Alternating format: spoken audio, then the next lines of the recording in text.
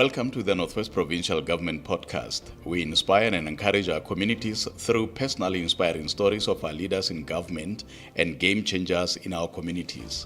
Enjoy this episode.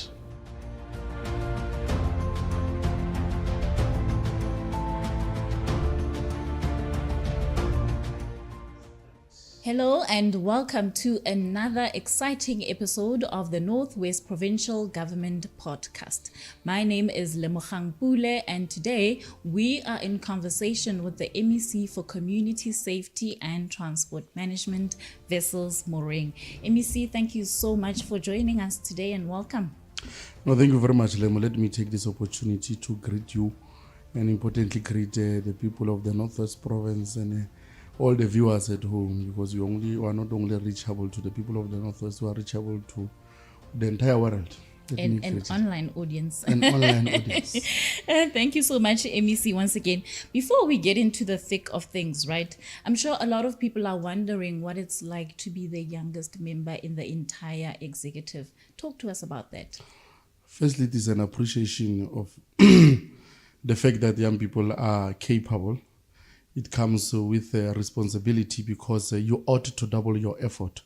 You must remember, as a young person, everyone is looking at you with a view that you are young. It is expected that you must be clumsy, you must make mistakes in the process.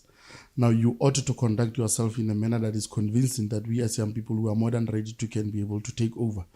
Because the population of South Africa will tell you that we dominate the population. So it means we must be at the strategic center of making decisions for people that are dominant in the population. Now, it's not as exciting as people think, but importantly, you ought to understand that it comes with the responsibility to serve the people. And importantly, you represent a young people with variety of interests that at the end of the day, you need to be cool-headed, focused, and be driven by the objective to serve the people.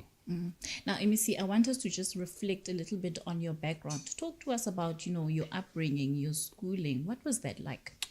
No, thank you very much. I come from a rural community of Moshana in a remote village, 5 kilometers from the Botswana border, if I'm not mistaken, because we live closer to the border. In the area of Ramotsere. I was raised by two parents. I was from a church family, but a politically conscious a family, because in that area it was dominated by the Botswana era, where during the days of the party that was leading at that time. But my grandfather was one of the grandfathers that were anti that system. So the political DNA that I have, it's not by mistake. But importantly, I was raised from a church family where I was raised through principles of Ubuntu from my upbringing. And importantly, I was raised by a man who believed in education. I'm from a primary school, then I went to tertiary school where I acquired my tertiary qualifications. That's where I also started to be politically conscious and politically active, where I participated in various political structures at the university, right up to where I am. In a nutshell, that is my upbringing. And just talking about your political career and how it started, take us through some of the details about that. Okay, no, thank you very much. I've correctly indicated, in politics more than anything, I was attracted by the love of the people more than anything, but importantly, being the voice of the poor, because more often than not, the situations that we come from, they are the ones that makes us. So the tough situation that I come from of poverty and all that, it is the one that have shaped me to be an agent of change. That's how I got interest in politics. And then when I got to university, I got interested in the student organization called South African Student Organization, because it advocated for student rights, the more especially the poor and the marginalized. And it spoke about access to the system, which was a difficult thing, especially for poor students, because our main focus was for poor students to access the system and make sure that our education represents everyone in the country. That was my primary interest for me to join politics. And then along the way also I got recruited to join the ANC Youth League, where I'm still serving as its chairperson. I've led in various structures of the organization. I've led at the regional structure. I've led at the province. I'm currently the provincial chairperson, who's doing quite very well, with a view that maybe I might come back should things come all right, because the age is still on my side. If my memory serves me right, I'm left with 2 years in the youth league. So I don't know, it's up to comrades. But the way things are, I'm going to come back. Yeah. And MEC, in your advocacy for young people to participate fully in politics, what has been your observation about, how young people participate nowadays in politics? Look, politics is about bread and butter issues. We need to change how we view politics. Before we used to think that politics is about bombastic words and all that, wearing the suits and wearing the spectacles and all that, changing your walk. That thing is not politics. Politics is about changing people's life. Politics is about addressing immediate issues of that are facing people. Now, if we can turn things around, one, inculcate confidence on young people that firstly, it is possible for young people to can be able to lead. We have done that through the program called Mochapalo, where we have deployed various mayors in the province. Northwest is one of the provinces that have done very well. We have deployed mayors, speakers, chief whips, MMCs. That is the first step. The second step is to address their immediate challenges, to understand what is it that young people want. In that way, we will be able to conscientize young people, and they will be able to follow politics, because they will realize in the process that this politics is not what they thought it is. This politics addresses their immediate needs, their immediate everyday challenges. Now, you've also been entrusted with the responsibility of leading the Department of Community Safety and Transport Management. What does that kind of responsibility mean to you? I'm very attached to that responsibility. I've got a sentimental, vehement, emotional attachment to that, because my primary concern is a number of young people that are roaming in the street that are drug addicts. You come to the city of Mafeking, drugs are prevalent. They are sold as if people are selling fat cakes. Now, that is a worrisome situation that needs a forthright confrontation, because you ought to ask yourself, why is it as government? I'm not saying we've got much resources, but with the resources that we have, why can't we confront these problems head on? I mean, I was interacting with the police officers that we need to introduce the drone system in the area of Mafike, so that all the people that are selling the drugs at the taxi rank, because we know them, even if you can go there, people are there, they are selling drugs. We need to go there and make sure that those people, we arrest them and contain the situation, because we have lost friends, we have lost capable leaders, we have lost the young people, parents are distressed. It's just the situation is just not right. So hence I'm very attached to this portfolio. But over and above that, the issue of a gender-based violence is a scourge in our society that is creating a second layer of generation that is going to grow traumatized and all that. We need to nip that on the bud. Hence my involvement in the portfolio. The other side of the portfolio is the transport. You must remember that for you to build a proper economy, you need a proper transport plan, because transport is the one that transports money from one place to the other. That is my primary area of interest with regards to the portfolio that I'm saving on. The issue of the airport, it can be, my sister, that 30 years into democracy, we are failing to revitalize this airport. It is for that reason that I ventured into public-private partnership, for us to can be able to see to it that what is it that we do. It can't be as government that we come and say we don't have money. We are just in it for it. We have just just left everything to God and ancestors. It does not operate like that, my sister. We need to be solution orientated as leaders. Otherwise, it does not serve any purpose for us to be leaders. We must just close shop. If you are just going to sit there and say we are going to pray about it, yes, we must pray and be action orientated at the end of the day. That is for that reason that we will revitalize the Mafikeng Airport, which in our feasibility study it has shown to us that it will be used for cargo mainly because the passenger airlifting has proved previously that it does not it is not that feasible and economically viable. We've got the Pilanesberg Airport with the tourist industry that is found where the airport is located. That has proved in our feasibility study that it can be used for passenger airlifting, which will link very well and coincide very well with the economic plan that we have. So those are the two aspects with regards to my portfolio that every day I look forward to go to work because I've got sentimental, emotional attachment to those two aspects, which is the transport and the safety of our community in the province. You've also been engaging with stakeholders with regards to, role players within the department. What have those conversations been looking like? What are they saying to you and how are you lending an ear to them? We need to agree that we've got the complex solutions, especially on the part of the police. That is why I've initiated a concept whereby I visit the police stations unannounced. Firstly, for two reasons: for corrective reasons, and also for punitive, because. For punitive, in a sense that we've got things that are not right within our police, so we need to get them to root them out. We've got complaints where the communities have raised them with me that in a certain police stations we are having officials coming to work indulged on the waters of mortality, which is something that we can't promote. So I'm on that quest to find out for myself, because those are the allegations that they were forwarding to me.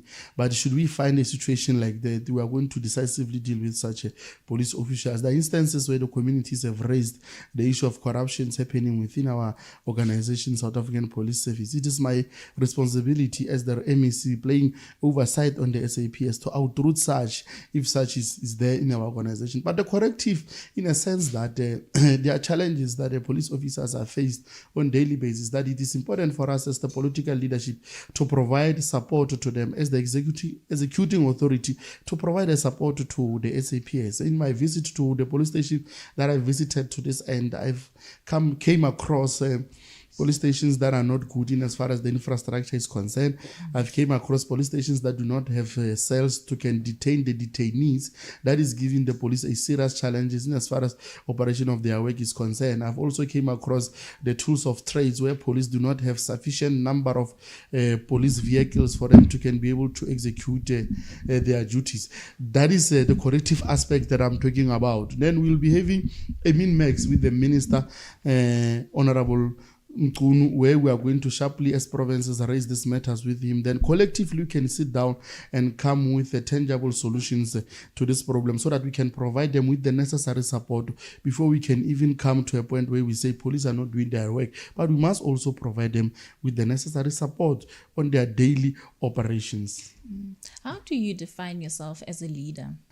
Well, I'm a disciplinarian in my nature. Because like I've told you, being young comes with a lot of things. Because firstly, when you are young, you must appreciate that God or nature, it has provided you with the necessary time and energy. You need to utilize it very well. As days goes by, it fades away. Now, when you still have an opportunity and the energy, you must use it. Firstly, you must be a disciplinarian of note. When you are a disciplinarian, automatically you attract positive things into your life. Second aspect is focus. As a young leader, you must be able to be focused, because without being focused and being easily distracted by other things in life, it becomes very difficult for you to can be able to achieve your objective. Thirdly, we must be solution orientated. There's a reason why people chose you as a leader, because people firstly saw something in you that you'd not even see in yourself, that you've got the potential to can be able to lead and guide them and provide solution to the complex problems that they are confronted with. So those are the three aspects that I define myself with as a leader. And when you look at, the individual that you are or have become today, who would you say has played a significant part? Who are your role models and why? I mean, the area of politics, my role model can be Lionel Messi. Not that I've got a problem with the Lionel Messi or Cristiano Ronaldo. They are doing very well in their space. And I know they are role model to many of young people, and they are doing good, and you must commend them. But of course, my role model has always been Oliver Reginald Tambo. He's the glue that kept the ANC alive for a very long time under difficult circumstances. You must remember the ANC Youth League that I'm leading today is a brainchild of leaders such as Oliver Reginald Tambo. So in each and every epoch of revolution, they've always analyzed the situation to can be able to say this situation requires a certain type of approach. That is the type of leadership style that I want. You can't apply the same method to resolve problems and expecting different results. It is not possible. It is not doable. For a lack of better word, it does not assist at all. So Oliver Tambo and the collective that they led with, they will sit down and analyze and use the spectacles to analyze the situation and understand that this type of epoch requires this type of leadership. I'll make you an example. When they started, when the African National Congress was started in 1912, it was a conventional organization that was led by academics at that time, which they believed in negotiations with the then stubborn apartheid government. When the generations of Oliver Tambo, Nelson Mandela, Walter Sisulu, when they came in, they said we need to develop a different approach. That was around the 1940s, when the formation of the Youth League came into existence. They said we need to develop a type of leadership that will be confrontational to the current stubborn arrangement. And I don't want to lie to you. You can check the history books. That has provided us with the freedom that we have. Again, when we acquired the freedom, it is Oliver Tambo again who said to the leaders that we now in government, we need to change the approach. We need to make sure that we've got leaders that have went to school. We need to make sure that we've got leaders that understand the government policy, because now we are governing. Now we need to provide solutions to our people. So a leader must be able to be tactical in approach, so that whenever the situation requires him or her to change, that leader must be able to apply change in a quest to make sure that he provides a solution to the people he's leading. So my role model is Oliver Reginald Tambo, the glue that kept the ANC alive for a very long time during the difficult dark times of apartheid. Interesting indeed. Now, MEC, are there any books that you're currently reading, or what kind of books do you normally indulge in and why? Okay, no. Thank you very much. Of course, I'm in politics. I'm going to read a literature that is aligned with politics. Mostly I read organizational documents, my sister. I spend most of my time on understanding what is it that the ANC wants, because when I was in politics of SASCO, in politics of the Youth League, I've always realized that there are some of the ANC leaders that are acquiring strategic positions, but they really do not understand the policies of the organization. Because seated here, I'm an ambassador of the organization. I must be able to represent what the ANC wants. Even what I'm implementing every day at the department, it must be in line with the ANC policies and ANC resolutions. Now, you should not undermine such a literature. It's a very voluminous literature that requires time and understanding for you to can be able to make an informed decision, because ANC have always been from conferences, then their resolutions, they change from time to time given the epoch, like I've correctly indicated. So I invest my time on that. I invest my time on reading the strategy and tactics of the ANC, which is a document that guides us also to can be able to survive a certain situation. Over and above that, of course, I invest my time on reading literatures from Machiavelli, from Sun Tzu, from Robert Greene. Those are the literatures where I spend most of my time on. But importantly, I'm making investment on making sure that I acquire an understanding of the organization, because I'm young. I don't have 10 years in the ANC. I mean, I've turned 18 in 2010. So that's when I was eligible to can join the ANC. So it means technically from there, it's been 12 years because now I'm 33. So I needed to understand the organization very well. So I seated with my colleagues even in EXCO. I can't make an excuse that I'm young. So if I'm young, what was I doing with being an MEC? I must be able to reason as if I was there in the conference of 1997 conference at the Northwest University, and I think I was 7 years or 6 years at that time. I must be able to reason with an understanding because I'm the successor in title. I'm responsible for everything that the organization has done ever since then. And I can't say in 1994 I was 3 years because I was born 1991. It's a lame excuse. I must have a rich understanding of this organization.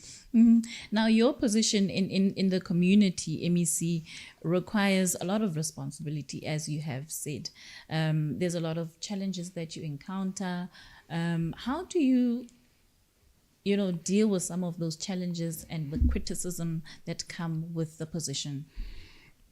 Look, when you are humble in everything that you approach, you will be cool-headed.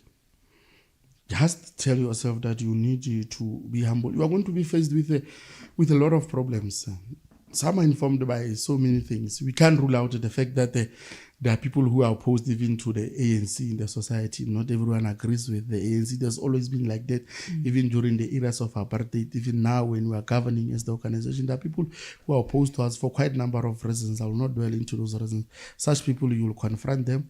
There are people who will just make sure that they distract you from your focus. Now, in everything that you do, you must be humble, be cool-headed, and listen to the people. Do more of listening than talking when you are a leader. In a process of listening to people, you are going to learn, because a role of a young person like Vladimir Lenin correctly captured it is to learn and learn. You learn through listening, not through talking. Now, you've recently detailed your budget speech for the current financial year. How was that experience like? And perhaps if you can also share with us some of the areas of priority that you intend to carry out. It was a very good experience. I've always wanted to see myself tabling a budget speech. I remember I've worked for various MECs. At some point, I was responsible for writing such speeches. I think I've worked for 4 or 5 for MECs. I remember at some point, I was a media license to the premier, media license to form MEC Economic Development, media license to the MEC responsible for sports. So when you are the media license, your role is to craft the speech. So when you craft the speech, you feel like, why can't it be me who's going to read the speech? That is why my speech, I told them even at the department that I must know each and every content of that speech so that there can be a relationship between myself and that speech. Emotional, that's sentimental attachment. So the speech is about your communication to the public, how you want the public to view your department. It's an important occasion where you sell what you have as the MEC on behalf of government to sell to the people. But attached to it, there is an issue of a budget. The budget is a sensitive matter. As you know, we come from difficult times of corruption and all that. You need to convince people that here is a leader who's going to safeguard your finances, because these finances that you are running, that we have been given a responsibility to look after, it's not our finances, it's the people's finances, the taxpayers' money. Now, people want you to inculcate confidence on them that you will be responsible to take care of their finances. But the highlight of for my speech, my sister, I'm very passionate about the issue of safety of our communities. The highlights on my speech is to providing support to. That's why it looks like I'm more biased into the SAPS aspect. You see, that aspect, if you don't focus on it as government, it's going to create a problem on us. People every day are experiencing problems of unsafety on their lives. But importantly, linked to the economy, a society that is unstable, a society that is riddled with crime and corruption, it creates a problem for the investors. It does not create investor confidence. It creates a problem for any person to get invest. I mean, you can't go and invest in an area where you know that there's crime. You know that your belongings, your business will collapse as a result of people stealing your belongings. So importantly is the support to the police, as we are responsible for that as the province. But important also is job creation. We have pronounced that we will take a number of young people to go to colleges through the learnership of traffic officials, which is going to be issued next week. We have also committed on number of projects that I know that they will also assist importantly young people, women, and people living with a disability. And let's get into that aspect of unemployment and poverty, especially faced by women and children, or young people rather, in this regard. What are still some of those key challenges, and what do you think can be done to overcome such? You know, we need to confront the white elephant in the room. Corruption has always been our downfall, and the corruption, it has hit us hard. That is why we appreciate the sitting president, His Excellency Honorable Ramaphosa, for making sure that the corruption gets outrooted. He has provided support to various institutions that are dealing with corruptions in our country. We've seen people being arrested. We have seen people being charged. People are sentenced. The State Capture Commission is a living testimony to that. Then people in the process, they gain confidence on government, but there is something that government is doing. You know, that is one thing that I'm going to watch 24 hours a day. Because I've got the responsibility as the executing authority to provide oversight on the administration. My sister, corruption is the one that is dealing with a development. I mean, there are instances where we have had that a bottle of water that is supposed to cost us 10 rand, it has costed us 100 rand. Now you can imagine where this 90 rand we could have used for how many small businesses that are there. Those small businesses can employ young people, can employ women, can employ people living with a disability. Now, this thing of corruption, we need to nip it on the bud. The other issue, if we were to confront unemployment, hence I'm saying safety of community is key. It is the issue of the private-public partnership. We've got assets as government. We need to utilize these assets. We can't just be saying we've got airport, we've got what. These assets, if we can get correct investors, if we can create safer, conducive environment for investment to flourish, we will deal with this issue of unemployment. I've made a classical example with the airport where we are going to get potential investors, and interest have been shown by various people, and our feasibility study shows us that we can create more than 20,000 jobs. So imagine if we can check all the state assets that we have and check how best can we partner with the private sector for us to revitalize and resuscitate them in a quest to deal with unemployment. So those are the two aspects that I think if you can focus on them, we'll get this unemployment issue right. Interesting indeed. Now, MEC, you are leading a department that, amongst other things, is responsible for the provision of scholar transport services, particularly to learners in rural communities. How would you illustrate the performance of your department in this regard? We have been having challenges with the scholar transport. It's only authentic leadership that can always admit when there are challenges. There are challenges with scholar transport, and there are measures in place. Because you don't say there are challenges and say you are running away. You don't run away. The role of leadership is to stay, even if it's heated. Now we've got challenges with scholar transport. We have service providers abandoning routes every day. Because this is how the tender was structured. The tender had a provision for you. Let's say I am vessels, I've just established a small company. Had a provision for me to go and hire a bus from you if you've got buses. Because government is the government of the people. It understood that most of small black-owned businesses do not have buses. That is a fact. Given where we come from, the history of this country, I don't want to go there. It's not for the purpose of this interview. Then the government said you are allowed to go and hire a bus from a certain person who owns buses. Now, we realized later, my sister, that has created a problem for us, because in some instances, people will just wake up in the morning and decide not to go and fetch children. When we inquire, we only find out that the person whom he has fired a bus from he or she did not pay that person, then that person withdrawn the services of his bus. That has created a problem for us. That is why now we have came with a solution to that effect, that we have advertised a panel of service providers strictly that owns the bus, so that because they understand the industry, they understand the challenges that comes with bus operations, then they will be able to mitigate whenever we've got problems. Because I'm getting a number of calls from the community, but I'm still using this platform and committing and humbling myself before them that they were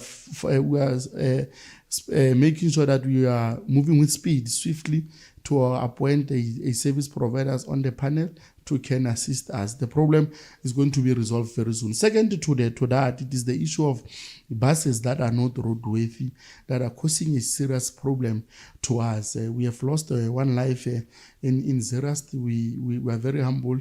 We're even apologetic about that situation. A loss of one life is a loss to many. I mean, children are a future of this country. We can't lose them as a result of recklessness. We found out that the driver was intoxicated. He has been arrested. His case is still underway, and we are very confident that he will be sentenced. And we even apologized to the family. But we will make sure that things of this nature, they stop happening. We are not saying accidents will not happen. Accidents, that is why they are called accidents. No one plans for an accident, but we don't want recklessness in our execution of duty. I mean, once you drive drunk, you know that you are contravening the law, and you need to be arrested. Once you take the bus that is not roadworthy into our roads, you know what you are doing. You are contravening even the contract that we have signed with you. So we will send our teams to go and check the roadworthiness of these buses. We are going to take them out swiftly without even being apologetic. We rather meet with those people in court. But the lives of our people, the lives of our children, it comes first. We're elected by the people. We mean business. We are not joking. We are serious here. And for the purpose of ensuring that, we create some kind of awareness around the mandate that the department has, what do you think are some of the misconceptions about what it is that the department does? Yeah, firstly is the issue of the policing. They report to the minister. So a community member will tell you outrightly that you need to do 1, 2, 3. Number 2, you need to. So we are only limited to can execute up to a certain degree. We are only responsible for oversight and all that. The misconception in the department, it is that maybe the police reports directly to us. We only play oversight on them. They don't report directly to us. Those are the misconceptions that are there. But importantly, my sister, as government leaders, we are one government. We are from national right up to municipalities, right up to where the ward councillor is leading. Our responsibility is not to go around explaining to people that who's responding to minister, who's what. Myself, minister, premier, we are one. Our mayor, councillor, we are one. Our objective is to serve the people. I'm not saying I'm serving at the province. What is the province? There's no such a place called the province or national. We are all serving the people at the village, at the township. That's where national is. That's where province is. That's where the ward councillor, everyone, whether you are in the ward committee. So our responsibility is one, is there at the ground. I don't think we should waste our time explaining to people that this is not my responsibility. That is why I can even get calls that requires an MMC. I don't say to a person, you have called the wrong person. Call so and so. I say, no, it's fine. Let me get to it.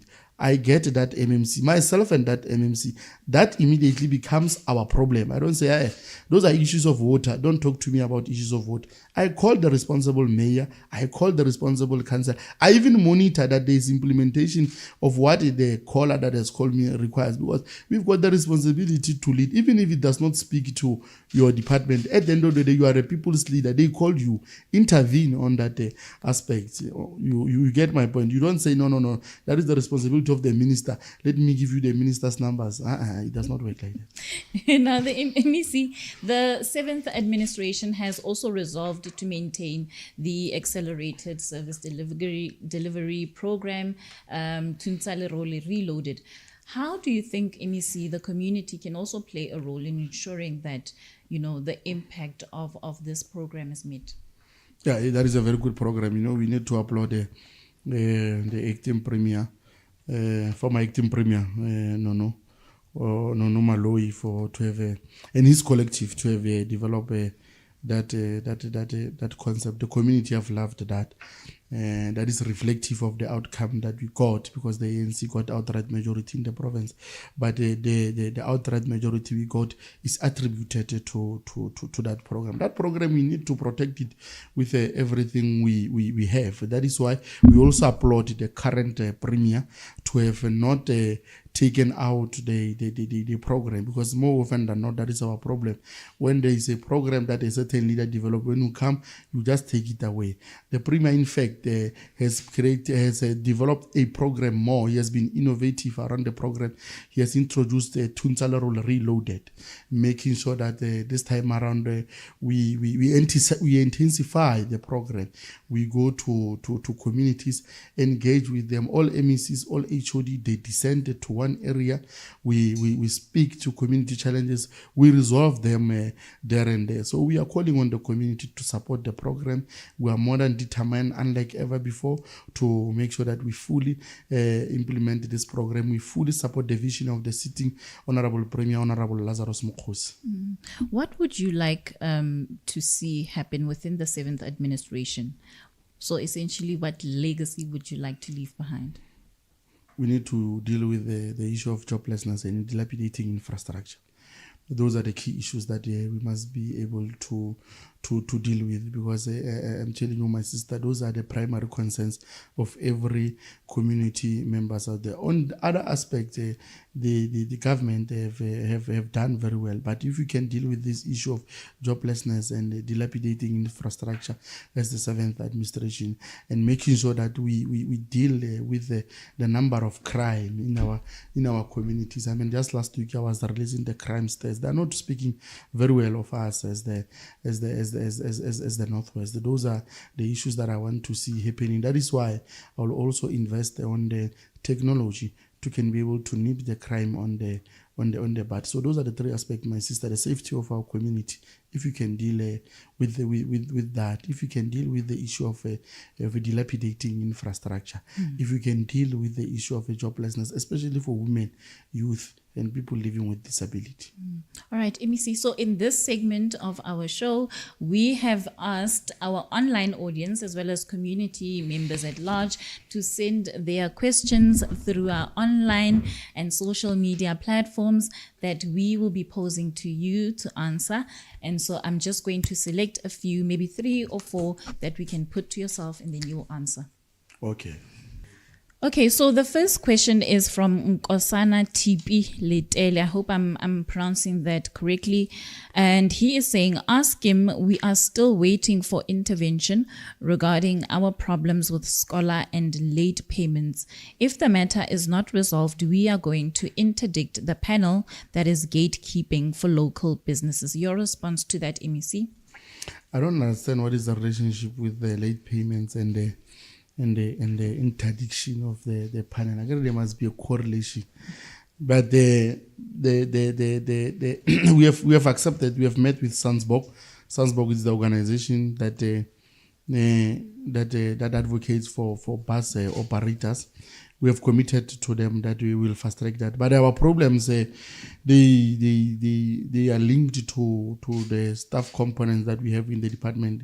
They are insufficient. If you can check, we have tried to also advertise. So you can check how best can we assist that problem. But also, it's not only the issue of a staff component. Also, it is incumbent upon the service providers to make sure that they comply in as far as the documentation is concerned. We don't release payments when the documentations are not in order, because others, they take time to submit their claims and all that. Once they submit them, because you are given a certain period for you to submit a claim.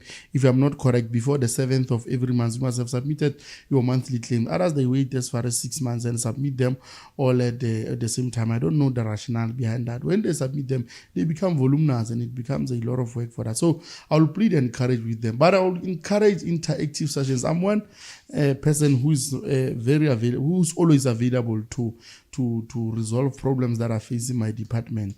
They must make sure that they do call me and we resolve these issues. And I'm encouraging to meet with them, even those who abandon the routes without even explaining to us what is the rationale behind the abandoning such route, because it's a worrisome factor when we have developed you as government and then you decide to abandon the routes just like that without even informing us. If you can sit down, maybe I can understand what are the challenges, then we can see within confinements of the law what are the mitigating factors that we can develop. And MEC, I would like you to just also highlight, some of the challenges, especially where you have service providers who are abandoning routes and are not aligning to, the contract that they would have signed.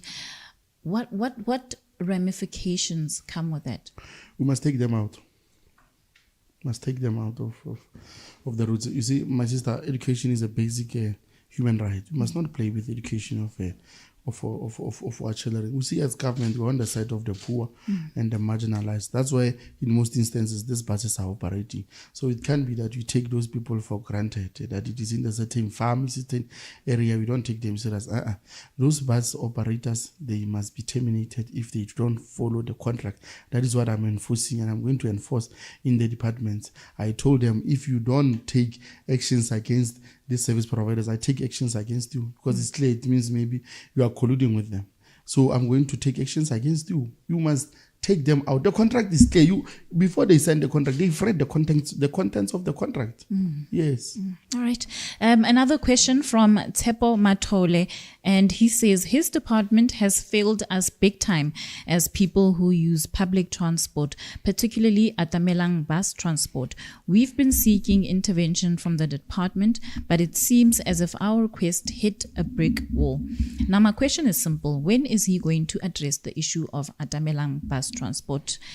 Something that has been a burning issue recently, MEC. Yeah, the issue of Atamelang is a cause of concern. Even 2 weeks ago, the drivers of the company they came to my office. I gave them an ear. They are collapsing. They are complaining that it's what they said. I'm quoting them, that there are challenges within the organization. They are not being treated very well. They've raised concerns to me that the management of the company is coercing them to make sure that to make sure that the buses that they use they overload them, which they raise as a concern to me that MEC, we can't put overload on buses. That is going to be a cause of an accident. But they are coercing them. If you don't do that, you'll be fired.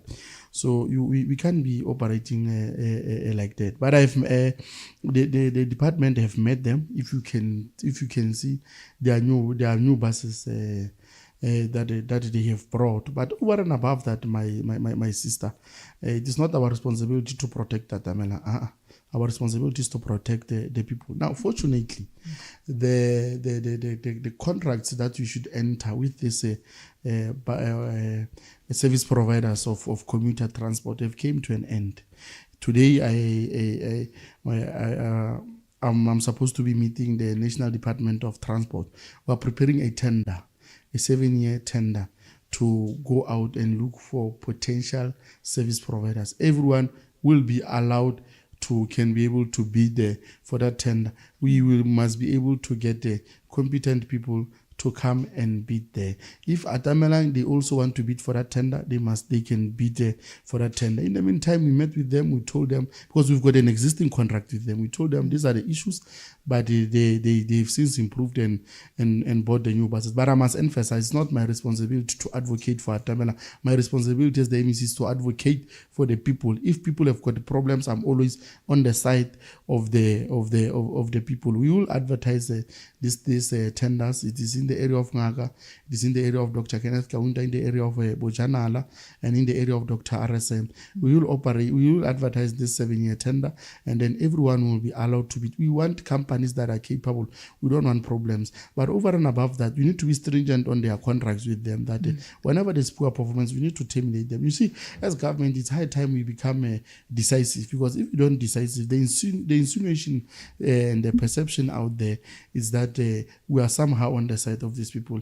I must make it clear, I'm not on the side of Atamalang or any other service provider. My relationship with them, it is based on how they treat the people that have elected me. That's it. Interesting. Now, this one comes from Neo Moepi, and they are asking, how soon will MEC attend to traffic jam and chaos caused by trucks more Ramatlabama border gate? It's very difficult to enter that gate, let alone to enter Micha or exit. I have raised this with him, but nothing has happened so far. We are in discussion with the Department of Public Works.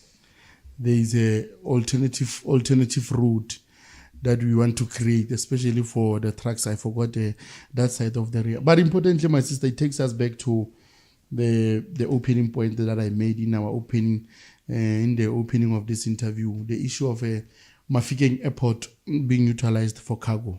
We need to reduce number of movements of trucks on our roads, because to a certain degree that is also damaging our roads. That is why from time to time, I mean, we have recently launched the revamped Mandela Drive. It can be that the next day you are having potholes and all that, but that is also attributed to the loads of trucks that we're experiencing on our roads. That is why the airport needs to be opened as soon as yesterday, particularly for cargo. Like I've indicated, that the Mafikeng airports must be used for cargo, so that you reduce that traffic of trucks on our roads. That is the plan we're going to do, and I'm committing that it's going to happen very soon. All right. Next question is from Tebogo Ramaseja, and it's quite a lengthy one.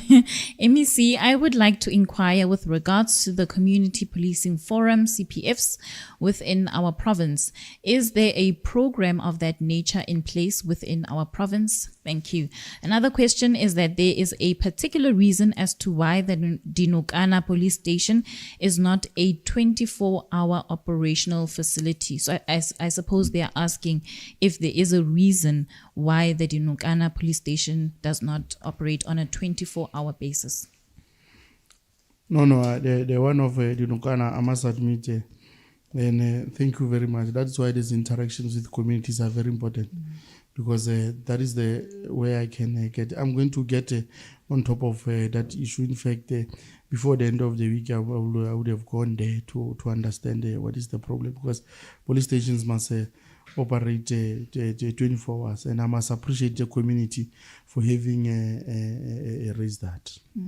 Yeah. All right. This one comes from Mpho Pilanyani, and they are asking, how does the department plan to answer the requests of the ANC Youth League being youth empowerment, both through employment and business? I think you did slightly touch on this one, MEC.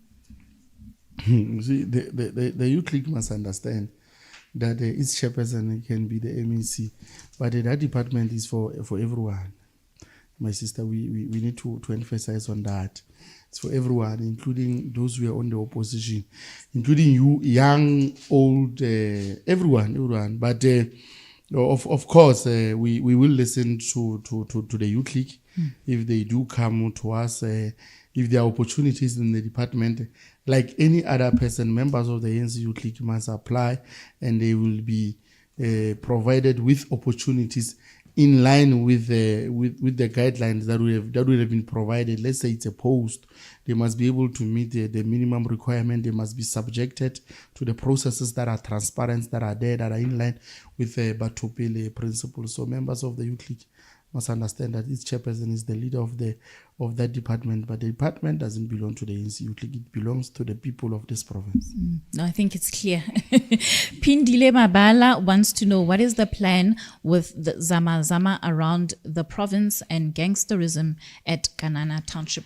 The national has brought the Operation Valum Koti. The operation is doing very well. We are cleaning them out of our streets. We are arresting them. where there's a confrontation with the police. I'm happy the minister last week, he has indicated that the police must protect themselves. It can be that a thug approaches you with an intention to kill you. Then as the police, you run away. I was very comforted by the words of our minister.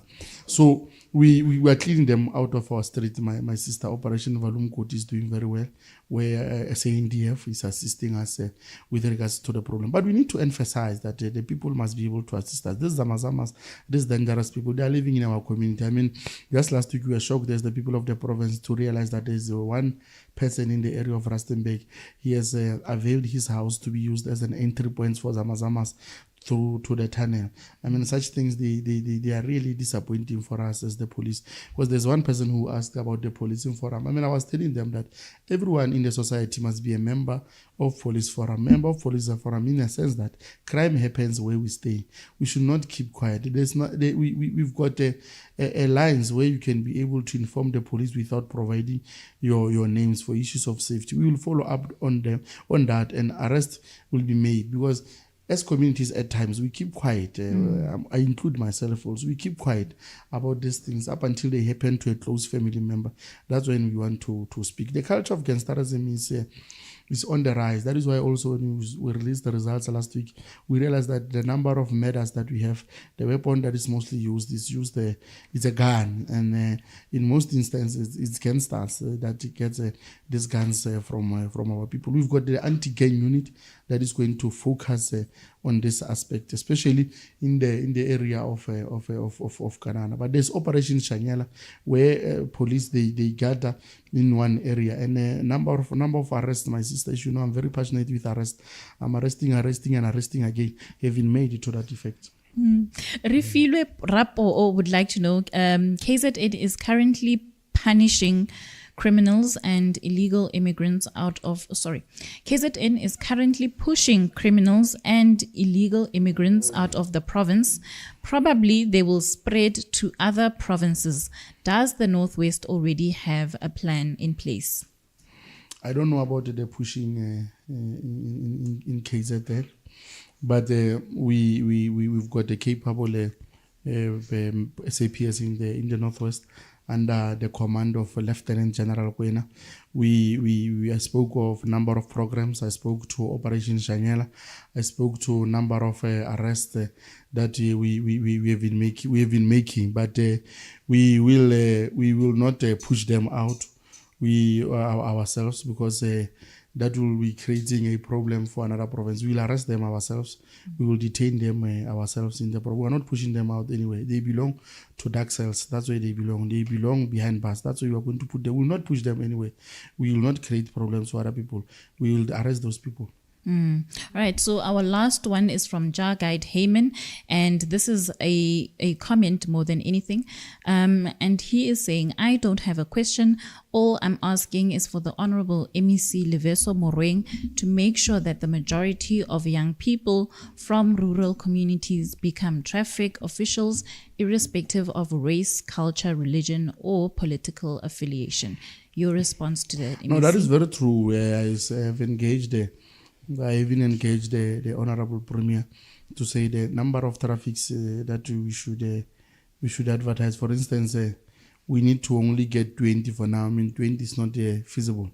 But I had a meeting with the MEC Treasury where we are discussing other measures where we can fund this program, because young people have expressed the interest on this program. We will definitely do that.